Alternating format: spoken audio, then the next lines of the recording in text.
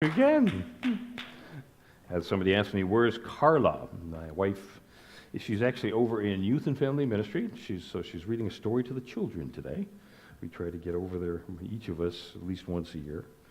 First let me give you a good morning. In 1881, Booker T. Washington took on being the first dean of the Tuskegee Institute. He was only 25 years old. He'd been trained at the Hampton Institute up in Virginia, and they wanted to start a similar school in Alabama. So he was walking through one of the neighborhoods late in the day and was walking by a very nice house, and this woman comes running out and looks at him and says, "Here's what I need you to do. I need you to chop up some wood and bring a cord of it into the kitchen." And Booker T is looking at her and said, "Okay." So he chops up wood, brings the cord of wood into the kitchen, and in the kitchen there are a couple servants there like, "Mr. Washington, what are you doing here?" And he said, "Well, this woman came out and said, could you chop up some wood and put it in the kitchen? So that's what I did." And then he went on his way.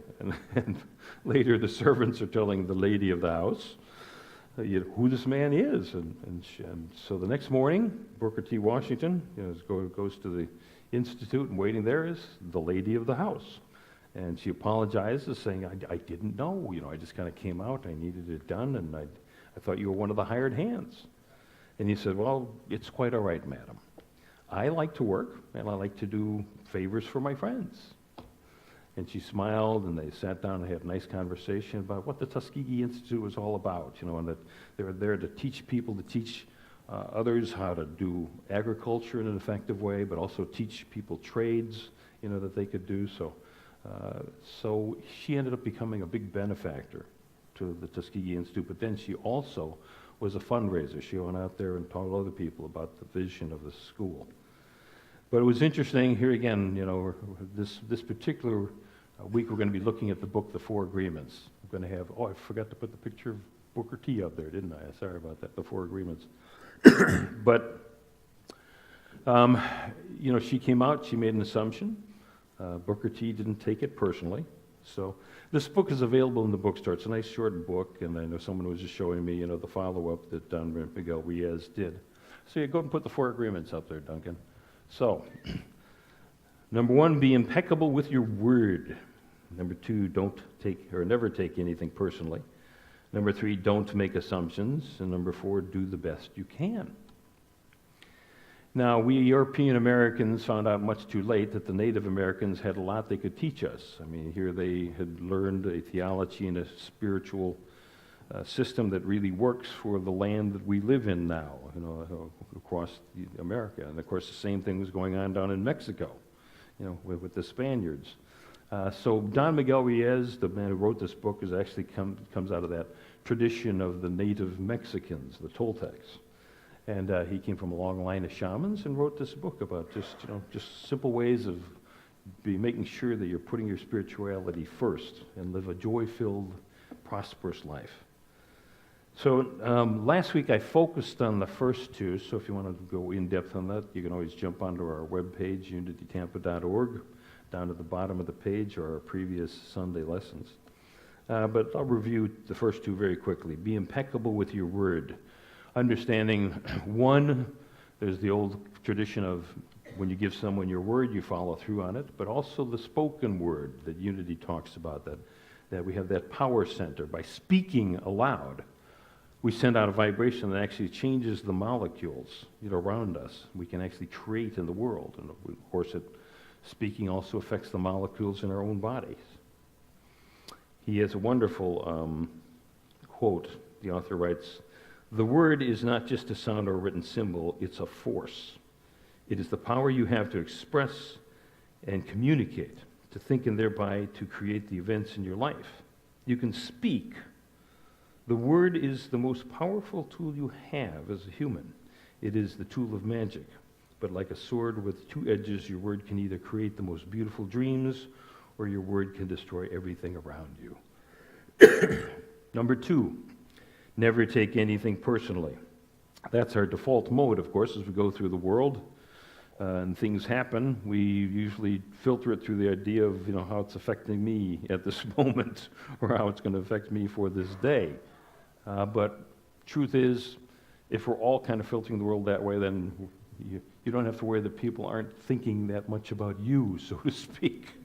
So by not taking things personally, recognizing people aren't doing it to tick me off or to ruin my day, they're doing what it is that they can do. And as you can see, these all kind of build on each other. I was going to say they do the best that they can. But let's go ahead and dig a little deeper into the number 3 and number 4. So number 3, don't make assumptions. And I remember hearing, I think I was in high school for the first time I heard, when we assume, we make an ass of you and me. And so, well, let me tell you a story. Back in Lawrence, Kansas, the Unity Center, like we do here, on Easter they had, where the kids could go out and look for eggs afterwards, the plastic eggs, so they'd have candy and stuff. Now, this woman also, as a volunteer, liked to bring silk flowers, and she put silk flowers in a pot out there, but it was windy, so the pot kept blowing over, and she thought, So she got some of the extra eggs they had and put some rocks, in the eggs and stuffed them down into the pot, thinking, okay, I'm going to, just keep the pot from blowing over. So afterwards, she sees that the pot is blown over and that one of the kids has found the eggs with the rocks in them in the pot. And she mentions this to the minister and like, oh my goodness, what's going to happen? Some kid's going to open up our eggs and there are going to be rocks in them, And then the one woman was thinking, what if they got the kind of parent who say, well, you see what happens is you misbehave. Santa Claus puts coal in your stocking and the Easter Bunny puts rocks in your eggs. So the next Sunday, at the announcements, the minister mentioned, last week we had the situation. She explained it. After the service, this woman comes up to her, like Carla and I are usually standing out there in the foyer, and she says, my daughter, got those eggs. She goes, oh, I'm so sorry. She says, no, don't be sorry. It was perfect. My daughter's really into geology right now, and she's got a rock collection. So here she opens up these eggs and thinks that the Easter Bunny is just giving these to her as a special gift. But you see how there are all these assumptions, about the way things can be. And I know part of our challenge is to really be willing to look at the assumptions that we've got about life, about how people behave towards each other. Of course, our minds are meaning-making machines. We try to find meaning in everything that happens so that our life makes some sense. But we do need to assume certain things, like you're sitting on a pew that you assume is going to hold you up for the next 20 minutes or so. But then there are other assumptions, about how people behave. And of course, this leads to bigotry and all of those sort of things. So that's why it's wise to kind of look once again at our assumptions. Don't make assumptions. Now, number 4 is do the best that you can. Now, I'm a recovering perfectionist. So when I first came across this concept, do the best that you can, I read, be perfect. And the problem was I never truly defined perfection. So now, there was that sense that, I just need to work hard all of the time, but I couldn't quantify it. I couldn't specify what it was. And so I learned I just needed to kind of let go, do the best that I can. Reverend Eric Butterworth, who passed away back, good 15 years ago now, but he was the Unity minister at our big congregation up in New York City and has written a number of books. In fact, one of the books he's written is The Universe is Calling, which is the book we're going to use for our prayer technique class in September, October. And if you're interested in becoming one of our chaplains, you'll want to take that class. But Eric Butterworth, he used to kind of joke, but it's something kind of serious, and that was when people come up to me, well, if I were you, I would do this. And he would pause and say, if you were me, you would be doing exactly what I'm doing, because you'd be looking at the world the way I'm looking at it, and working with the assumptions that I have. So the truth is, are you always doing the best that you can? Let me give an example. A woman had a son who's birthday, 7th birthday was coming up, and at this age he was fascinated with fire trucks and firemen. Well, it turns out through a friend of a friend, knew a firefighter in a nearby firehouse, so she had actually arranged as part of the birthday celebration is the kids would get to go over to the firehouse for like about 2 hours and meet the firemen and look at all the trucks and learn about, what firefighters do. And so she decided to order a cake at this local bakery that had been recommended. And so she explained the situation there, wanted to get, if you could decorate the top of the cake with that theme. And the woman's like, well, I'll let the decorator know, no guarantees. She goes, that's okay, just have him or her do the best that they can. Well, the next day she comes in and gets this cake, and it's a masterpiece.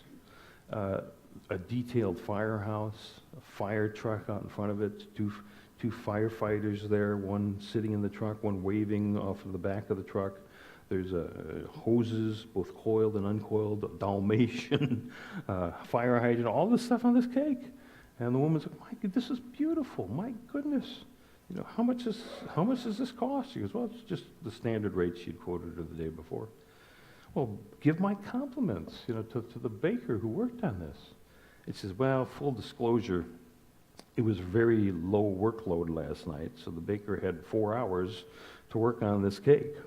And so he really put us all into it.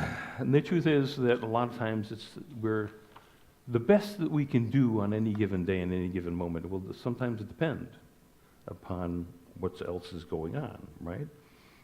For example, the amount of time that we have. This baker had 4 hours, to work on this cake. What if he had just had 15 minutes? Another one is our mood. What's the mood we've carried into the day? The psychologist Joseph Bailey talks about how if you wake up in a bad mood, if you notice that everybody else that day seems to have a bad mood as well, if you carry that attitude forward. And another thing that can affect doing our best is our health. If we're experiencing, say, a cold or the flu, there's only so much that we can particularly do that particular day.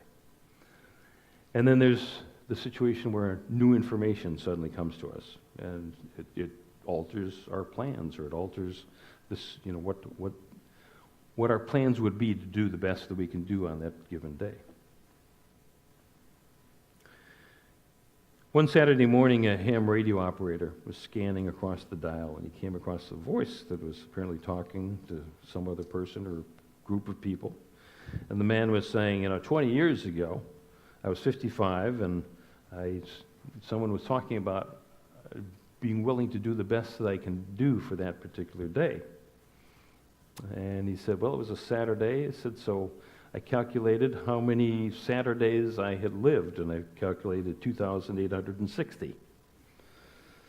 And I thought, well, how many Saturdays are there now between 55 and when I'd be 75? And he calculated 1,040 Saturdays. He said, after thinking about it, a few days later, I got a large jar, and I bought some marbles, and I put 1,040 marbles into this big jar. Every Saturday, I would take a marble from the jar, and I'd go out remembering, just to do the best that I can on the weekend, and to just be loving, just do what I can do to make the world a better place. Usually I'd give away the marble, usually to a kid. He says, well, today is my 75th birthday, and I'm looking at the last marble in my jar, and I'm realizing it's time to go out and buy another 1,000 marbles to fill the jar again. He says, this has been a wonderful exercise, and every week, just remembering, what am I here for? What gifts, passions, and talents do I have to give to the world? Can I actually go out and do the best that I can today? Ralph Waldo Emerson wrote, finish each day and be done with it. You have done what you could. Some blunders and absurdities have no doubt crept in. Forget them as soon as you can. Tomorrow is a new day. You shall begin it serenely and with too high a spirit to be encumbered by your old nonsense. So, as a recovering perfectionist, I've learned to forgive myself and to forgive others, and to be gentle with myself, to be realistic with myself. I've often shared, since becoming a minister in 2002, I start recognizing that any week, as I look at the things that I could do that particular week, I'd come up with 80 tasks, and I realized I just need to celebrate if I've accomplished 20 of them that week. But I always would prioritize. It's like, okay, what really needs to be done this week? And learn to set deadlines for things that needed to be done. There's a Bible verse I want to read to you. If I don't think it's ever been uttered in a fundamentalist church, but it's fascinating because it's from the Gospel of Mark, 3rd chapter, 28th verse. And Jesus says to the people, "Truly I say to you, whatever blasphemies we utter, and all sins will be forgiven of all human beings." Let me read that again. "Truly I say to you, whatever blasphemies we utter, and all sins will be forgiven of all human beings." Gospel of Mark, 3rd chapter, 28th verse. Now, Bible scholars will tell you that Mark was actually the first of the 4 Gospels that was written, about 65 AD. The other ones came afterward, and suddenly there seemed to be a lot more material in those later books. I wonder why. So, the 4 agreements. 1, be impeccable with your word. Number 2, never take anything personally. Number 3, don't make assumptions. And number 4, do the best that you can. It's a short read. We got the book over in the bookstore if you want to check that out. Earlier I mentioned the psychologist Joseph Bailey. He was the president of the Minneapolis Institute of Mental Health, and he wrote a book titled The Serenity Principle. And he wrote, "The past is no longer real." Yeah, it was real when it happened, regardless of how pleasant or unpleasant it was. They were very real at the time, but they are not real now. Everyone and everything connected with an incident that we are holding on to from the past, good or bad, has now changed. In today's reality, the past is non-existent. We can keep things real in our minds if we choose to, but we don't have to. We can let them go because they have no reality of their own, no power, no influence, except that which we give them. Our closing story is about a man who I feel embodies all of these 4 principles, these 4 agreements.